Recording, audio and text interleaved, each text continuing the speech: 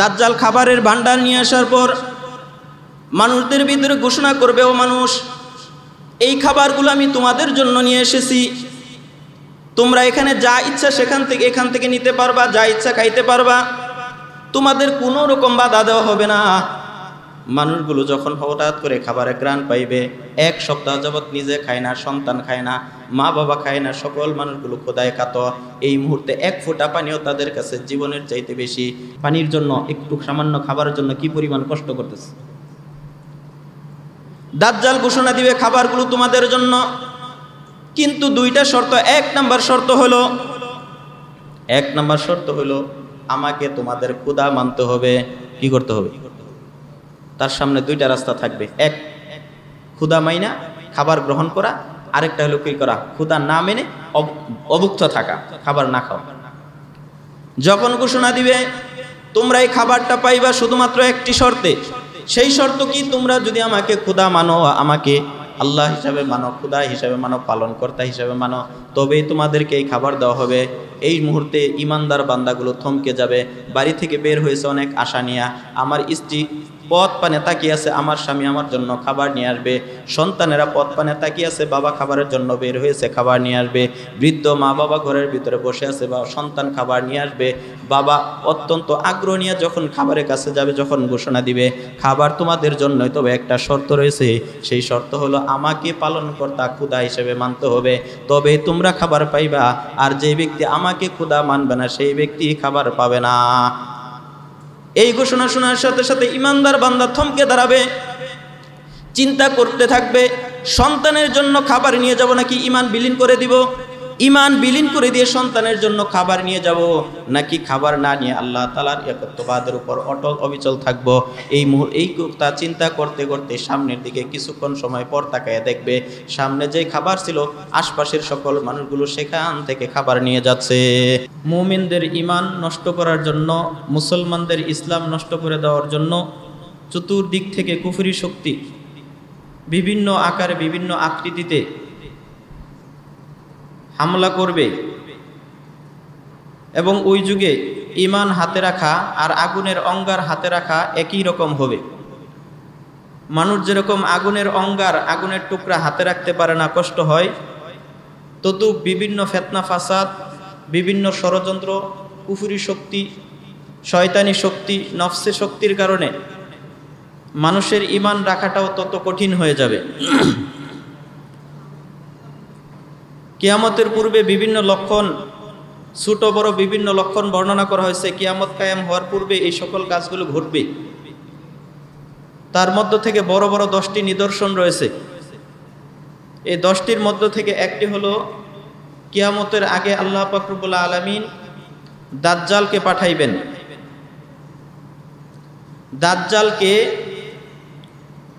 দাজ্জালের পরিচয় হচ্ছে সে আদম সন্তান। সে আদম সন্তান। আল্লাহ পাক রব্বুল আলামিন তাকে মুমিনদের পরীক্ষা করার জন্য পাঠাইবেন বিভিন্ন অলৌকিক কিছু বৈশিষ্ট্য দিয়ে। অর্থাৎ আল্লাহ পাক রব্বুল আলামিন তাকে কিছু বৈশিষ্ট্য দান করবেন যেগুলো সাধারণত কোনো মানুষ পারে না। এই ধরনের অলৌকিক কিছু বৈশিষ্ট্য দিবেন। কেন দিবেন? প্রকৃত ঈমানদার এবং মুনাফিক ঈমানদার পার্থক্য করার জন্য। যারা প্রকৃত ঈমানদার তারা ওই দাজ্জালের ফাঁদে পা দিবে না, আর যারা প্রকৃত ঈমানদার তারা দাজ্জালের ফাঁদে পা দিবে না। আর যাদের ঈমান কচু পাতার পানির মতন নেফাকি রয়েছে, ঈমানে দুর্বলতা রয়েছে, তারা দাজ্জালের এই সকল অলৌকিক বৈশিষ্ট্য দেখে, মানুষ জীবিত করা দেখে, মানুষকে মারতে দেখে, এরপরে এরকম কিছু বৈশিষ্ট্য দেখে তারা দাজ্জালকে খোদা মানতে আরম্ভ করবে।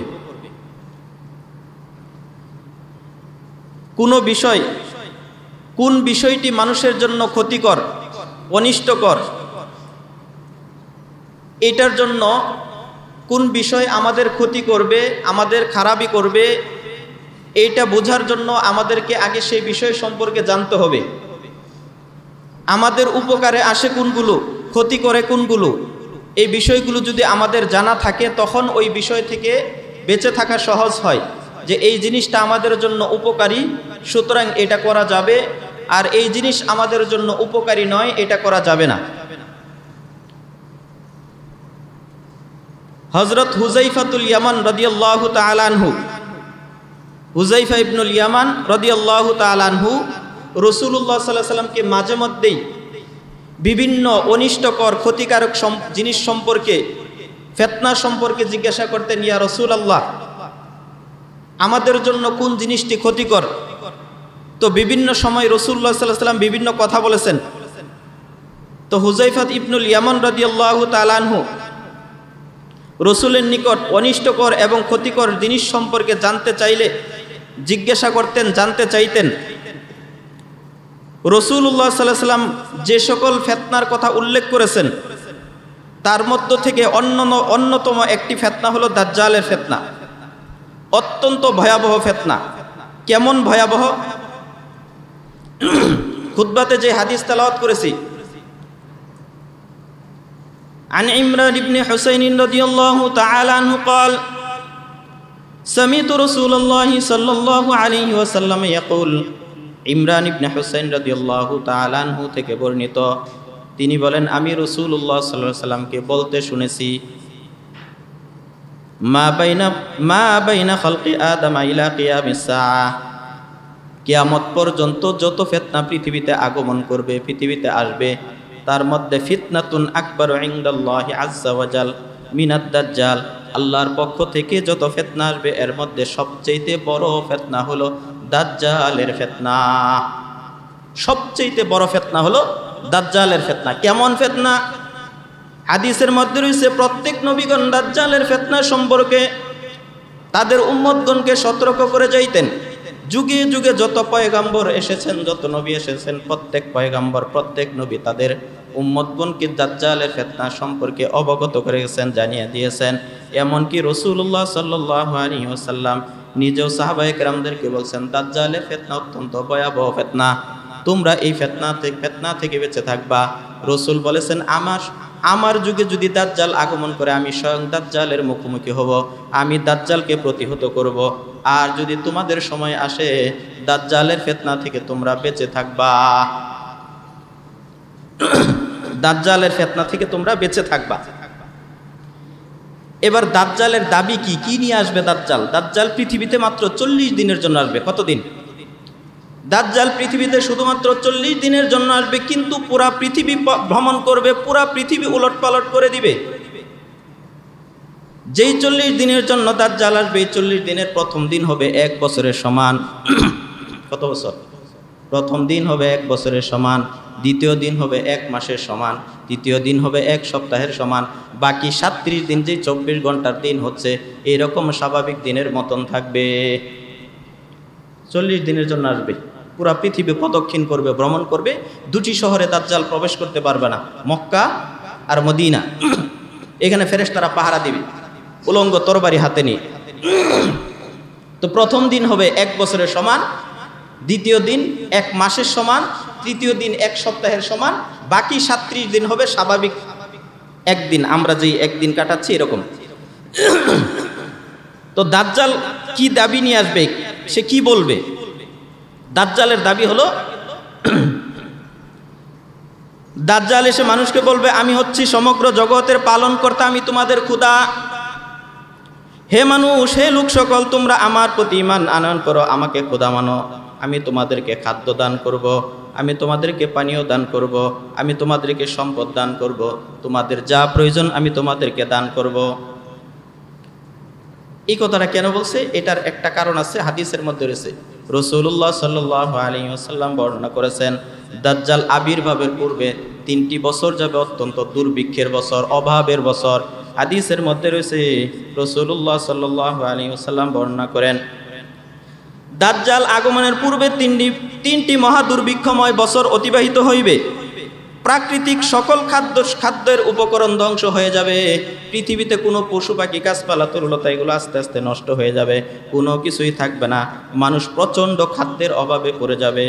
প্রথম বছর, এই 3 বছরের মধ্যে প্রথম বছর আল্লাহ পাক রব্বুল আলামিন আসমানকে আদেশ করবেন, ও আসমান, তুমি আকাশ থেকে 1/3 বৃষ্টি বর্ষণ করা বন্ধ করে দাও। স্বাভাবিক যে বৃষ্টি পড়ে তার মধ্য থেকে 3 ভাগের 1 ভাগ বৃষ্টি বন্ধ করে দাও, 2 ভাগ বৃষ্টি হবে। জমিনকে আদেশ করবেন, হ্যাঁ জমিন তুমি যেই ফসল উৎপন্ন করো তার মধ্য থেকে 3 ভাগের 1 ভাগ বন্ধ করে দাও, বাকি 2 ভাগ উৎপন্ন করো। দ্বিতীয় বছর আল্লাহ পাক রব্বুল আলামিন আসমানকে আদেশ করবেন, ও আসমান তুমি যে আকাশ থেকে বৃষ্টি বর্ষণ করে তার মধ্য থেকে 2/3 বৃষ্টি বর্ষণ করা বন্ধ করে দাও। জমিনকে বলবে 2/3 খাদ্য উৎপাদন করা বন্ধ করে দাও। তৃতীয় বছর জমিনকে বলবে, ও জমিন এবার তুমি একেবারে বৃষ্টি বন্ধ করে দাও, একেবারে ফসল উৎপাদন বন্ধ করে দাও। আর আকাশকে বলবে একেবারে বৃষ্টি দেওয়া বন্ধ করে দাও। তৃতীয় বছর যখন নাকি বৃষ্টি বন্ধ হয়ে যাবে, ফসল উৎপন্ন করা বন্ধ হয়ে যাবে, সকল গাছপালা তরুলতা সব কিছুই ধ্বংস হয়ে যাবে, কোনো খাদ্য শস্য দানা উৎপন্ন হবে না, মানুষ প্রচণ্ড ক্ষুধায় কাতর হয়ে যাবে। ওই সময় আল্লাহ পাক রব্বুল আলামিন রাসূলুল্লাহ সাল্লাল্লাহু আলাইহি ওয়াসাল্লামকে সাহাবী জিজ্ঞাসা করলে, ইয়া রাসূলুল্লাহ তখন ইমানদার বান্দারা কি খেয়ে বেঁচে থাকবে? সারা পৃথিবীর ভিতরে কোথাও তো খাদ্যশস্য থাকবে না, কোনো পানি থাকবে না, কোনো কিছুই বেঁচে থাকার জন্য থাকবে না, তাহলে ইমানদার বান্দারা কি খেয়ে বেঁচে থাকবে? রাসূলুল্লাহ সাল্লাল্লাহু আলাইহি ওয়াসাল্লাম জবাব দিলেন, আল্লাহ পাক রব্বুল আলামিন তখন ইমানদার বান্দাদের জন্য 2টি খাবার দিবেন।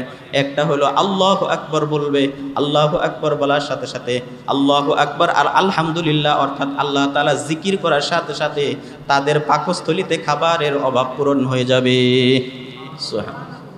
ইমানদার বান্দারা আল্লাহ, একটা হলো তাকবীর আল্লাহু আকবার বলবে, আরেকটা হলো তাহমিদ, তাহমিদ মানে আলহামদুলিল্লাহ। এই আল্লাহু আকবার আর আলহামদুলিল্লাহ এই 2টি শব্দ বললে ক্ষুধা নিবারণ হয়ে যাবে, পিপাসা নিবারণ হয়ে যাবে। এভাবেই মুমিন বান্দারা বেঁচে থাকবে। আর ইমানদার বান্দারা তো এই তাকবীর তাহলিল পড়বেও না, আস্তে আস্তে তারা কি করবে? মারা যাবে। এই যখন দুর্ভিক্ষ হবে, এই দুর্ভিক্ষ চলাকালীন অবস্থায় দাজ্জাল আসবে।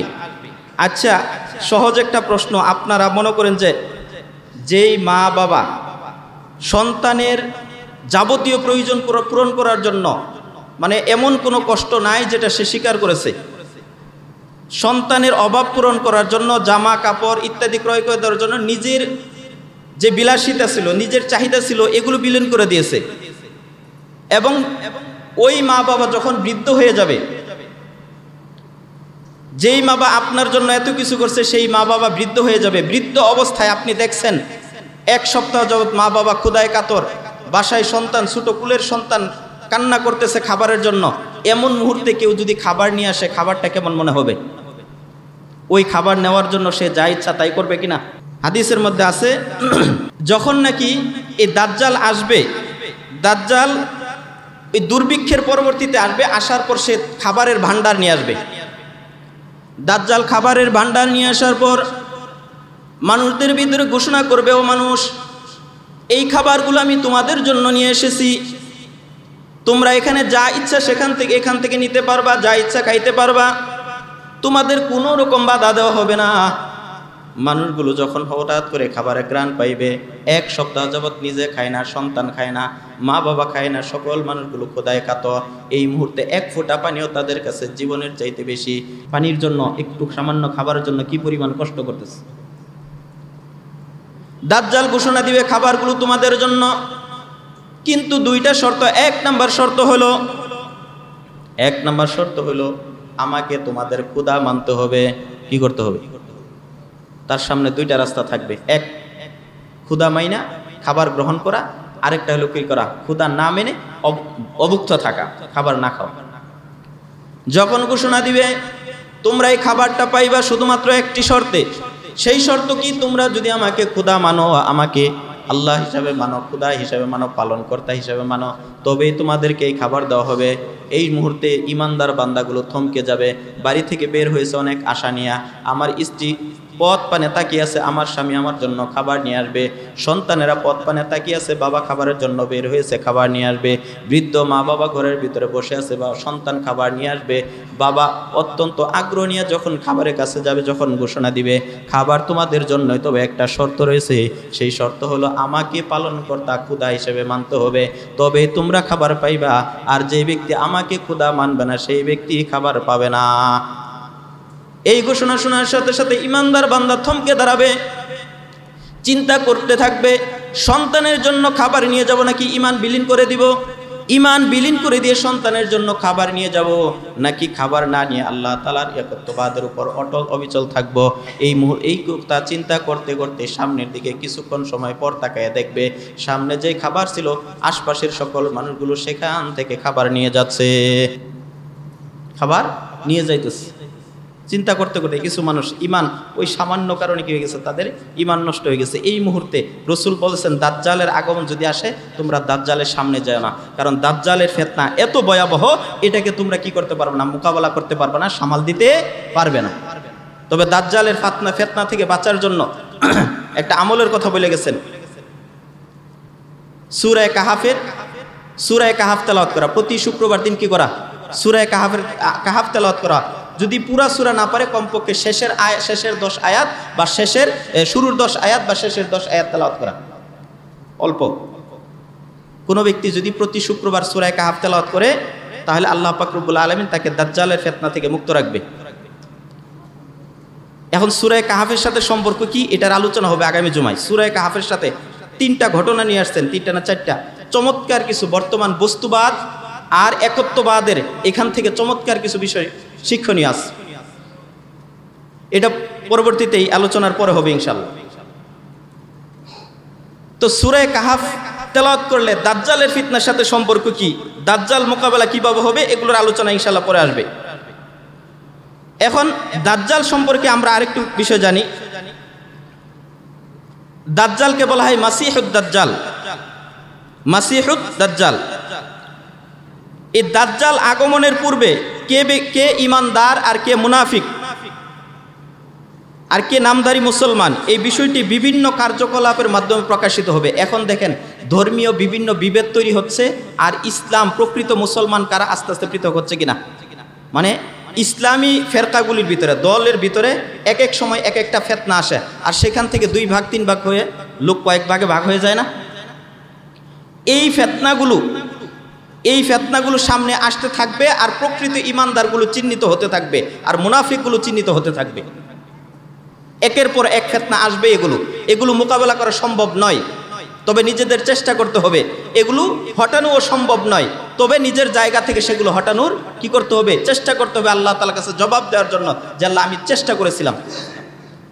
ওই যে ইউসুফ আলাইহিস সালাম, ইব্রাহিম আলাইহিস সালামকে যখন নাকি আগুনে নিক্ষেপ করে এক বৃদ্ধ নারী কি করেছিল, ইউসুফ আলাইহিস সালাম যখন নাকি বাজারে বিক্রির জন্য উঠানো হয়েছিল, তখন এক বৃদ্ধ সুতার গুটি নিয়ে গেছিল, জিজ্ঞাসা করছিল ইউসুফের যে চড়া মূল্য হাঁকানো হচ্ছে, এক পাশে ইউসুফ আরেক পাশে স্বর্ণ রূপা মণিমুক্তা, আর তুমি আসছো সুতার গুটি নিয়ে তাকে কেনার জন্য। তখন মহিলা জবাব দিছিল আমি জানি আমি কিনতে পারবো না, কিন্তু আল্লাহর কাছে যেন কিয়ামতের ময়দানে জবাব দিতে পারি যে আমার নবী বাজারে বিক্রি হচ্ছিল, তাকে তোমার ঘরে আনার জন্য কি চেষ্টা করছিল, তখন আমি যেন জবাব দিতে পারি আমার কাছে এই সামর্থ্য ছিল, সেই সামর্থ্য নিয়ে ইউসুফকে কেনার জন্য গিয়েছিলাম। এক ব্যাঙ হজরত ইব্রাহিম আলাইহিস সালাতু ওয়াস সালামকে যখন আগুনে নিক্ষেপ করল নমরুদ, তখন এক ব্যাঙ সেখানে গিয়ে কাছাকাছি গিয়ে ব্যাঙের ভিতরে ব্যাঙের যে প্রস্রাব, সেই প্রস্রাবটা সেদিকে নিক্ষেপ করেছিল। জিজ্ঞাসা করা হলো, ব্যাঙ তোমার এই সামান্য পানিতে এই আগুন তো নিববে না, তারপরে তুমি কেন এখানে আসলা? তখন ব্যাঙ জবাব দিল কিয়ামতের ময়দানে যদি জিজ্ঞাসা করে যে আমার নবী আগুনে নিক্ষিপ্ত ছিল, তুমি মাখলুক হিসেবে তাকে বাঁচানোর জন্য কি চেষ্টা করেছো, তখন যেন জবাব দিতে পারি যে আমার ভিতরে যে পানি ছিল সেটা সেখানে ঢেলে দিয়েছে। তো ফিতনা থেকে কিয়ামতের আলামত ভবিষ্যৎবাণী হিসেবে বাঁচা সম্ভব নয়, কিন্তু নিচের জায়গা থেকে বাঁচার চেষ্টা করতে হবে আল্লাহ তাআলার জবাব থেকে বাঁচার জন্য। তো বিভিন্ন ফিতনা ফাসাদের মাধ্যমে, এই জন্য যত ফিতনা ফাসাদি আসুক, সকল ফিতনা ফাসাদের ক্ষেত্রে ধর্মীয় ক্ষেত্রে আপনারা সবসময় উলামায়ে কেরাম যেদিকে থাকবে সেদিকে থাকবেন। সহজ পদ্ধতি, আহলে সুন্নাত ওয়াল জামাআত যেই দিকে থাকবে চোখ বন্ধ করে সেদিকে থাকবেন, আল্লাহ পাক রব্বুল আলামিন সঠিক পথে রাখবেন। আপনি যদি আলিম থেকে বিচ্ছিন্ন হয়ে যান, ধর্মীয় বিভিন্ন বিদ্বেষ বিভিন্ন ফিতনা ফাসাদের কারণে যদি আলেমদের পথ থেকে বিচ্যুত হয়ে যান, তাহলে আপনি লাঞ্ছিত হয়ে যাবেন। কিয়ামতের পূর্ববর্তী ভবিষ্যৎবাণী এগুলো। তো বিভিন্ন ফিতনা ফাসাদ আর কার্যকলাপের মাধ্যমে কে মুনাফিক, কে ইহুদি, কে সাধারণ, কে নামদারি মুসলমান আর কে প্রকৃত মুসলমান, এগুলো প্রকাশিত হবে। এরপরে তার আগমনের পূর্বে তো 3 বছর দুর্ভিক্ষ থাকবে, এটা বললাম। এবার মাসিহুদ দাজ্জাল শব্দের অর্থ কি? মাসিহ শব্দের অর্থ হলো মুসিত, অর্থাৎ যেটা মুইসা দেওয়া হয়েছে। তো দাজ্জালের একটা চোখ থাকবে আর একটা থাকবে না। এক চোখ মুসিত মানে মাসিহ মানে মুইসা দেওয়া হয়েছে। তো মুইসা দিলে যেই জিনিসটা মুইসা দেয় এটা থাকে। তো দাজ্জালের এক চোখ থাকবে না এবং এক পাশে ব্রু থাকবে না, ব্রু, অর্থাৎ দাজ্জাল এক চোখ বিশিষ্ট হবে। আর চোখটা আঙ্গুর যেরকম ফুলা ফোলা থাকে, তার চোখের মণিটা ফুলা ফোলা থাকবে, চোখের মণি ফুলা ফোলা থাকবে, এক চোখ বিশিষ্ট হবে। চুলগুলো ওই গাছের ডালপালা যেরকম বিক্ষিপ্ত, তার চুলগুলো কুকরানো এবং বিক্ষিপ্ত থাকবে। কপাল প্রশস্ত হবে, কপাল কি থাকবে? প্রশস্ত থাকবে। 2 পা এরকম বাঁকানো থাকবে, মানে পা আমাদের পা যেটা স্বাভাবিক সোজা, মানে হাঁটুর নিচের যে অংশ সোজা, এরকম সোজা থাকবে না, একটু এরকম বাঁকানো থাকবে, দেখেন যে এরকম এরকম করে হাঁটবে। তো তার চুলগুলো গাছের ছোট বড় এলোমেলো ডালের মতন থাকবে, কুকরানো থাকবে, পা বাঁকা থাকবে, অনেক বেশি সাদা থাকবে। দাজ্জাল কি থাকবে? অনেক বেশি সাদা থাকবে। আরেক অর্থ মাসিহুন শব্দের আরেক অর্থ হলো অধিক ভ্রমণকারী। দাজ্জাল যেহেতু মাত্র 40 দিনে পুরো পৃথিবী প্রদক্ষিণ করবে, ভ্রমণ করবে, এই জন্য মাসিহুন শব্দের আরেক অর্থ হলো অধিক ভ্রমণকারী। তাহলে মাসিহুন শব্দের অর্থ 2টা পেলাম। একটা হলো তার চোখ মুসা থাকবে, এজন্য দাজ্জালকে মাসিহুদ দাজ্জাল বলা হয়।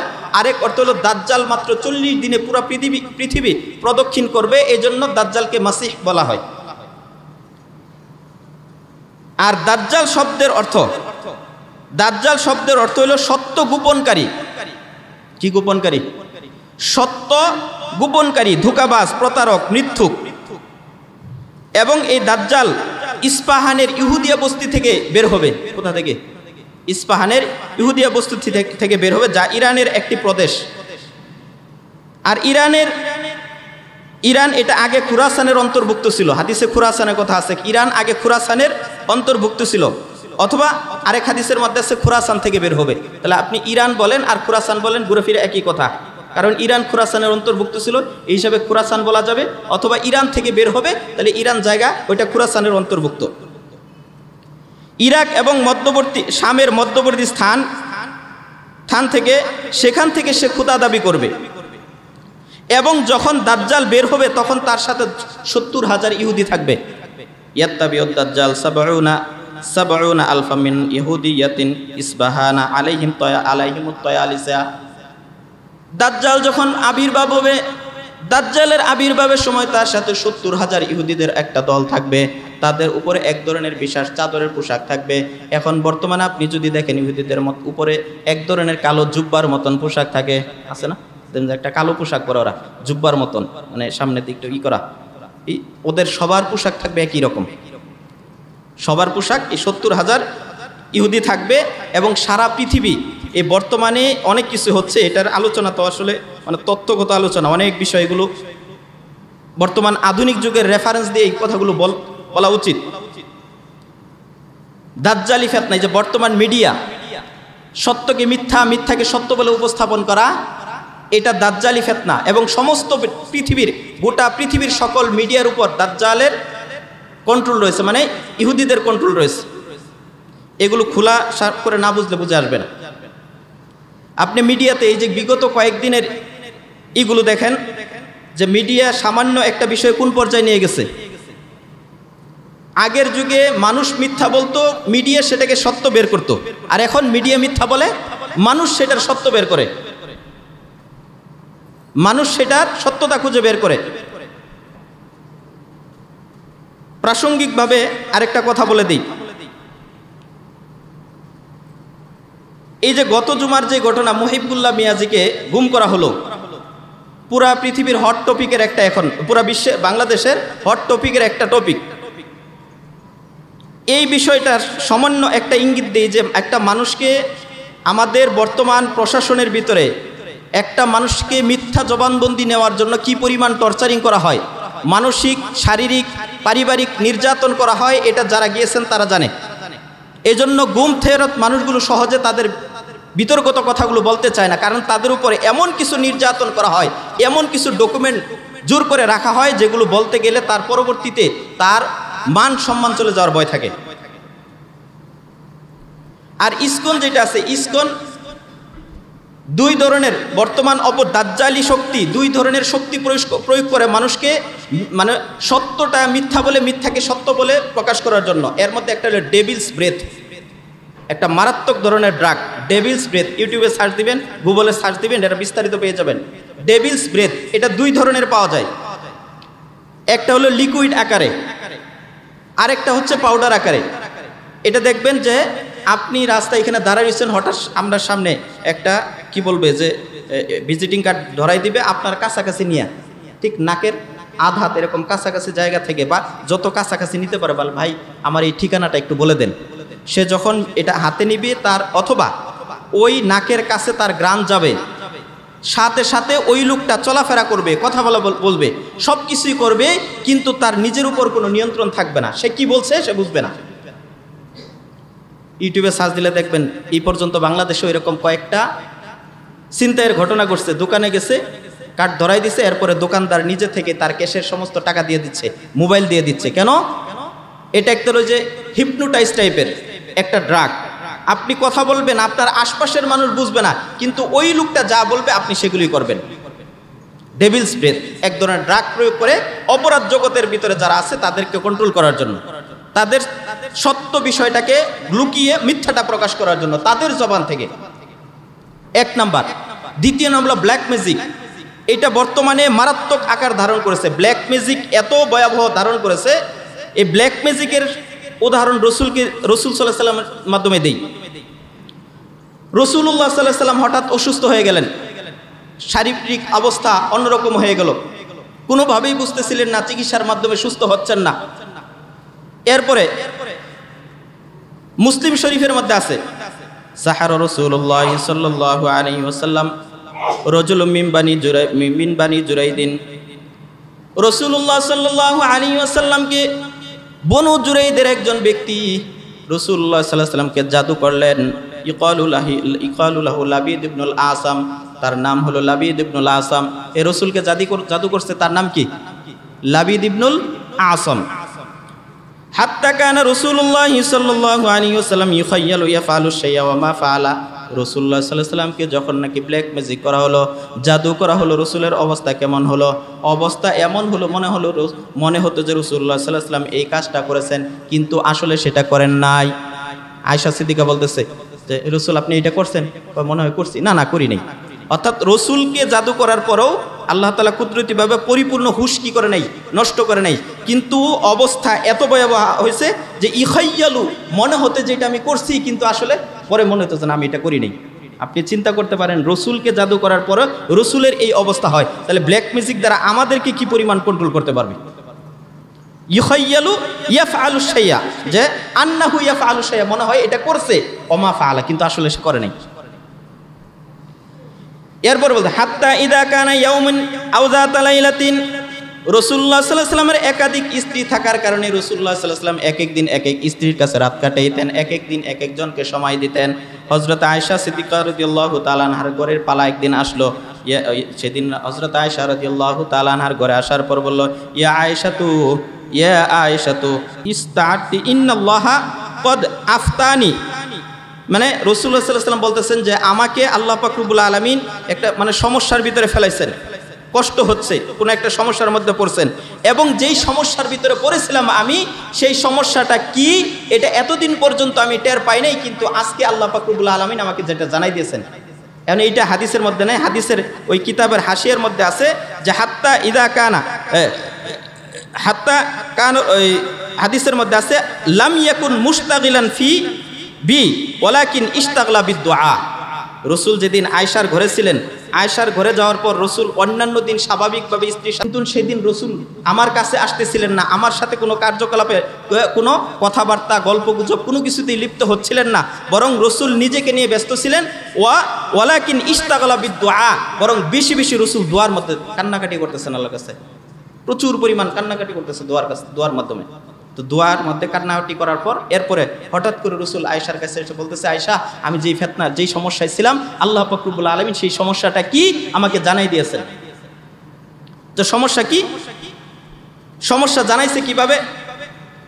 স্বপ্নের মাধ্যমে রসুল দেখতেছেন, আতানি রজুলান, আমার নিকট দুজন লোক আসলেন, ফাকাদ আতানি রজুলা নেরদ দুজন লোক আমার নিকট আসলেন। এই দুজন মূলত ছিল ফেরেশতা, একজন জিব্রাইল আর একজন মিকাইল।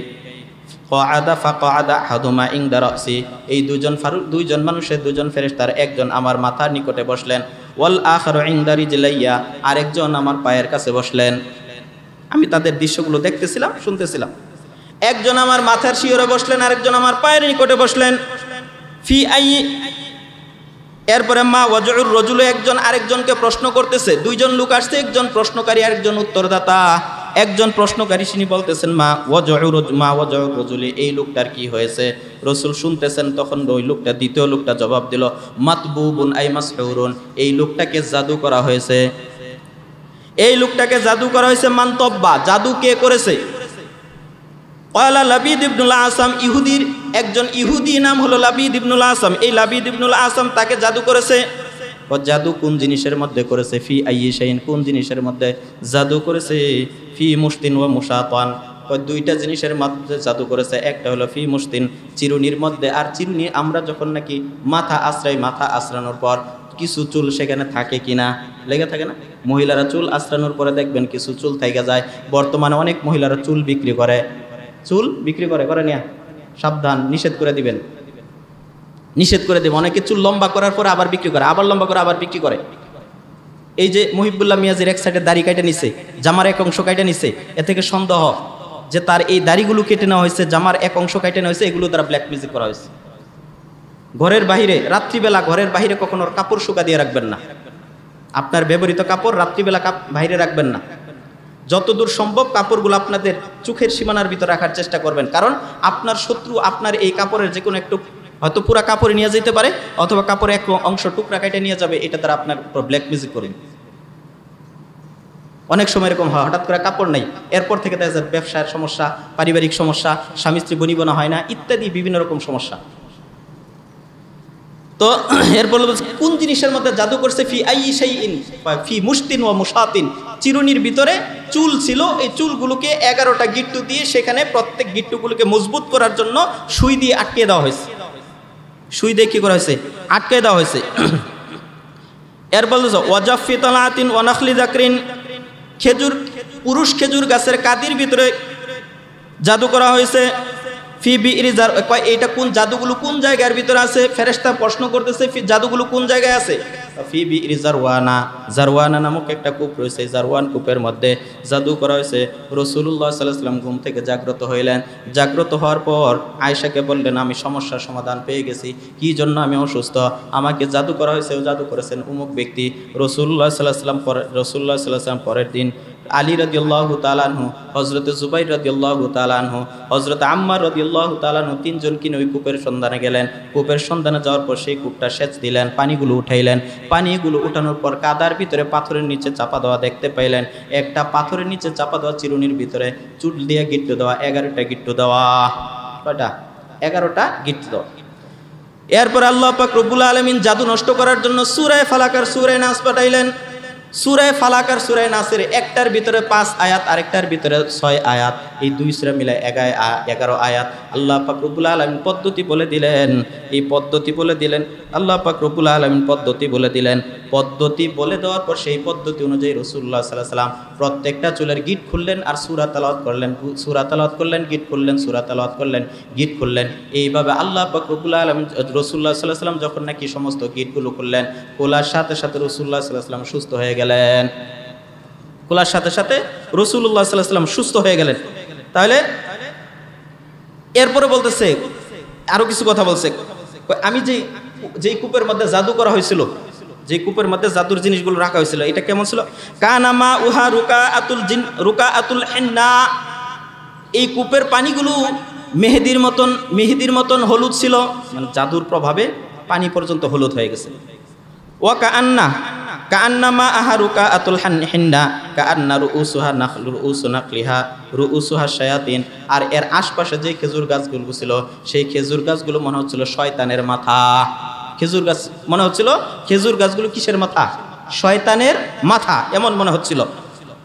এরপর হযরত আয়েশা সিদ্দিকা জিজ্ঞাসা করলেন, ইয়া রাসূলুল্লাহ, এত বড় একটা ঘটনা ঘটাইলো, ইহুদি আপনাকে জাদু করলো, এই বিষয়টা কি মানুষকে জানাইবেন না? মানুষকে বলার দরকার না? আফালা ইস্তাখরাজতা, বিষয়গুলো কি মানুষকে জানানো দরকার না? তো রাসূল বললেন কারিহতু আন উসাব্বিরা আলান নাস ফিহি শাররা, যে জিনিসের ভিতরে মানুষের ভিতরে অকল্যাণ রয়েছে আমি চাই না মানুষের ভিতরে সেটা নিয়ে আলোচনা হোক, মানুষ এটা নিয়ে বারবার জিজ্ঞাসা করুক রাসূলকে কিভাবে জাদু করেছে, চিরুনিটা কেমন ছিল, চুলগুলো কেমন ছিল, কে জাদু করলো, জাদু কিভাবে করে, এটা নিয়ে মানুষের ভিতরে আগ্রহ তৈরি হোক, এটা অপছন্দ করি। সুতরাং রাসূল এই বিষয়টা আর কি করে নেয়, পরবর্তীতে জানায় না। এজন্য অকল্যাণকর বিষয় যত লুকিয়ে রাখা যায় তত ভালো, তত ভালো। এরপরে রসুল কি করলেন, আমারা রাসূলুল্লাহ সাল্লাল্লাহু আলাইহি ওয়াসাল্লাম কদ ফাদুফিনা, রসুল বললেন এগুলো কি করো, মানে দাফন করে দাও, মাটির মধ্যে কি করে দাও, দাফন করে দাও। এরপরে এগুলো কি করে দেওয়া হয়েছে, দাফন করে দেওয়া হয়েছে। তো ব্ল্যাক ম্যাজিক এগুলো আসছে হযরত সুলাইমান আলাইহিস সালামের যুগ থেকে। সুলাইমান আলাইহিস সালামের যুগে ইহুদিরা কি করতো, ব্ল্যাক ম্যাজিক করতো। ইহুদিরা ব্ল্যাক ম্যাজিক করতেন, এবং এগুলো যখন নাকি রাসূলুল্লাহ সাল্লাল্লাহু আলাইহি ওয়াসাল্লাম সুলাইমান আলাইহিস সালামের কথা বলছেন, সুলাইমান আলাইহিস সালামের কথা যখন নাকি বলছেন ওয়াত্তাবাউ মা তাতলু শায়াতিন আলা মুলকি সুলাইমান, আচ্ছা এটা ইনশাআল্লাহ পরবর্তীতে বলা হবে। আল্লাহ পাক রব্বুল আলামিন যদি তৌফিক দান করে ইনশাআল্লাহ দাজ্জাল আলোচনা চলবে। হাদিসের মধ্যে আছে দাজ্জাল এমন একটা সময় আসবে যে সময় দাজ্জালের আলোচনা প্রত্যেক আলোচকের জবান থেকে উঠে যাবে, মসজিদের মিম্বার থেকে মিহরাব থেকে উঠে যাবে, এমন সময় দাজ্জালের আগমন ঘটবে। এখন আপনি দেখেন কয়টা মসজিদ মাদ্রাসা বা বিভিন্ন ওয়াজ মাহফিলে দাজ্জাল আলোচনা হয় না। আস্তে আস্তে দাজ্জালের আলোচনা একেবারেই উঠে যাবে। এই মুহূর্তে দাজ্জালের আগমন পৃথিবীতে ঘটবে। দাজ্জালের আর কিছু লক্ষণ রয়েছে, তার মাথায় কাফের লেখা থাকবে। এই কাফের লেখাটা ইমানদার বান্দা সে শিক্ষিত হোক অথবা অশিক্ষিত হোক, সে দেখার সাথে সাথে দাজ্জালকে চিনতে পারবে। আর যদি ইমানদার না হয় তাহলে সে দাজ্জালকে চিনতে পারবে না। আল্লাহ পাক রব্বুল আলামিন আমাদের সবাইকে দাজ্জালের ফিতনা থেকে বেঁচে থাকার তৌফিক দান করুক। আসসালামু আলাইকুম ওয়া রাহমাতুল্লাহি ওয়া বারাকাতুহু।